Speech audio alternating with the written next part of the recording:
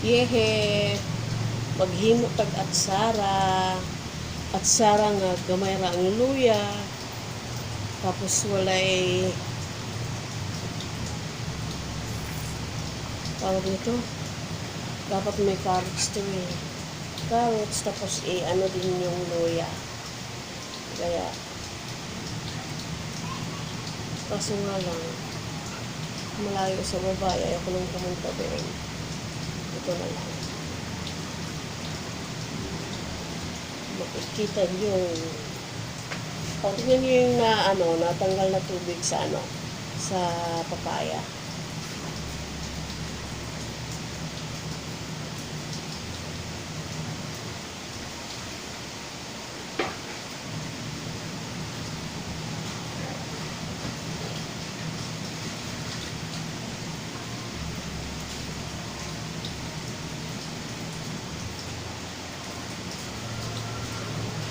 Tapos, dahil naano na natin to, tikman natin kung tama lang bang asin. Yan, tama sa asin. Maglagay tayo ng tawag nito, vinegar. Dito.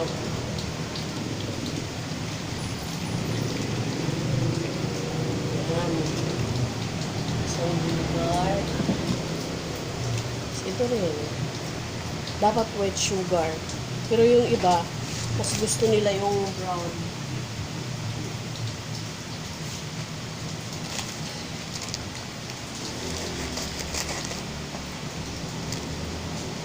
Ito.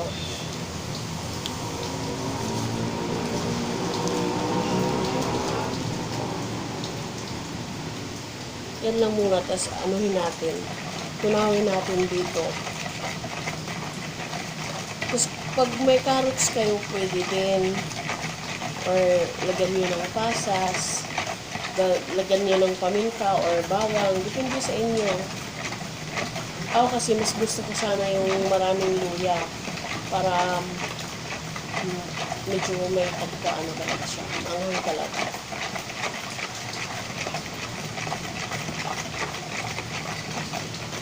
Nilamas lang ko sa asin ha.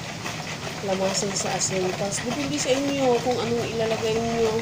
Depende naman din kung anong gusto ng tao eh. Kaso, tipid ako. Kabag kasi akong pumunta ng palengke. Kaya ito lang. At saka itong papaya, binigay lang din to. Marami to, nakagawa na ako nung nakaraang gabi. Yun, kumplito yun. Tapos, pinaghatian na namin. Ito kasi, tira na to, sayang naman yung papaya pag sayang naman pag, tawag nito, sayang lang, sira lang. Mahirap magsayang ng ngayon, hindi pwede magsayang ng mga pagkain o ano man, mga bagay-bagay, kahit nga oras eh. Hindi dapat masayang. Tapos ito, lagay natin dito. Ito. Pero kulang pa to. Palagay ko kulang pa to ng asukal. Ito na nangyari. O, diba? Malalim yung tuloy na. O, ito. Hindi sa inyo kung anong gusto nyo. Ito, mas gusto ko kulang pa yun sa asukal eh. White sugar.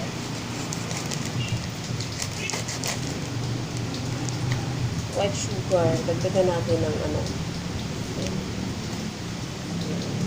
mas gusto ko yung white sugar. Yung iba, yung brown ang gamit nila.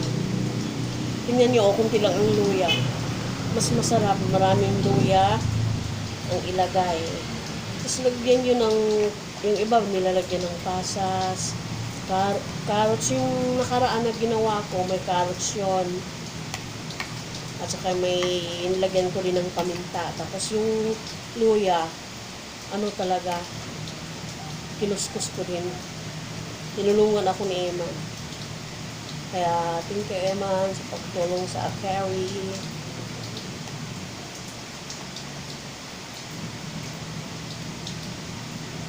Muna natin.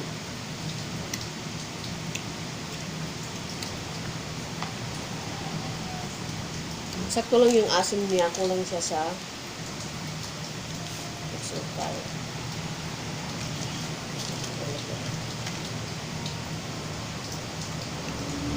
Ito, mamaya baka sakaling makapunta ako ng baba, pwede kong lagyan ko ng carrots mamaya.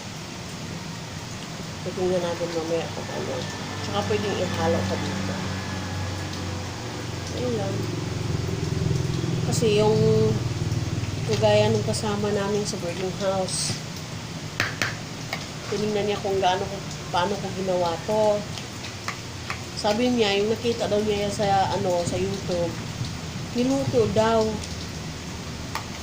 Eh, hindi ko alam kung may atsara bang niluluto.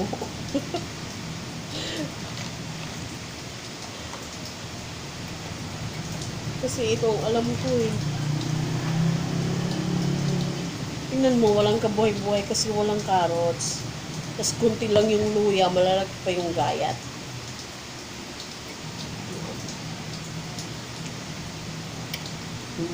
Tama na.